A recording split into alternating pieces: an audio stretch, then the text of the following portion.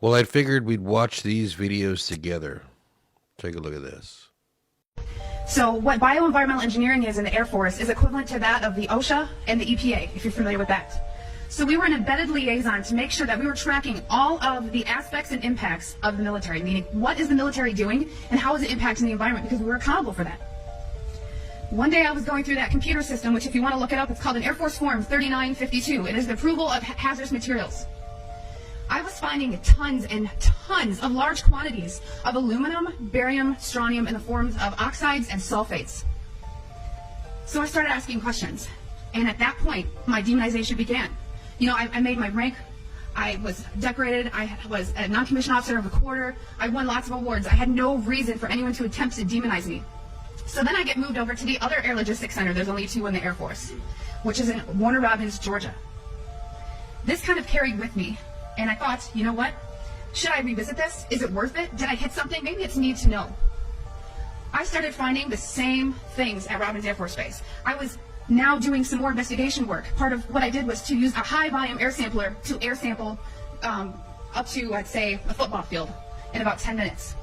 I also conducted soil sampling because I thought, you know, if this is real and they are spraying this, it's going to get to the ground.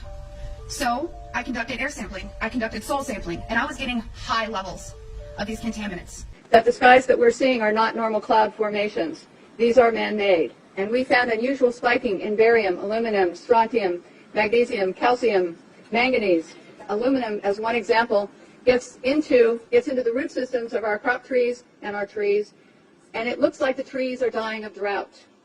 But they're not. What happens is that the root systems can no longer absorb the water and the nutrients needed to survive. They are manipulating the weather like crazy. And one of the ways they do it is this operation in Alaska called HAARP, which fires high-power radio waves from into the ionosphere and has weather effects. Now, we've had these extremes of weather, floods, droughts. When we have these extremes of weather, they say it's because the jet stream has moved from where it normally is. This guy, Bernard Eastland, who wrote many of the patents for the HAARP project, said that HAARP can steer the jet stream. And this is what Dr. Richard Day said in 1969. The weather will be modified and used as a weapon of war to create drought or famine.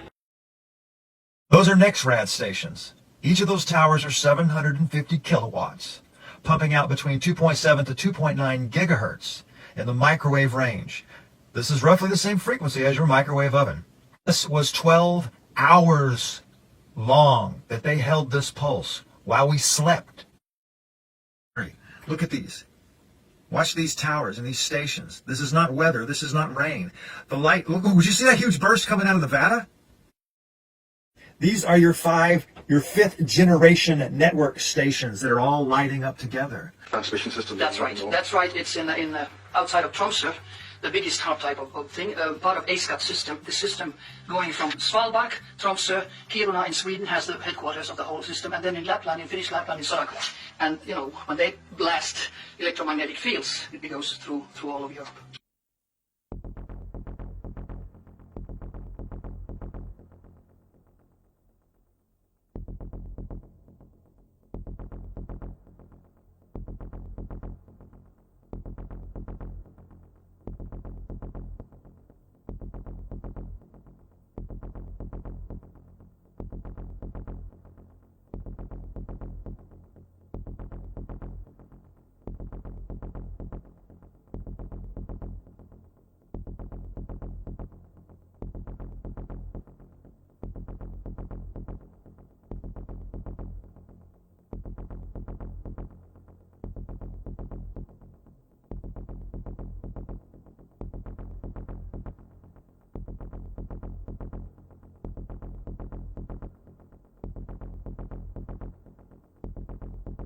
It's not butter.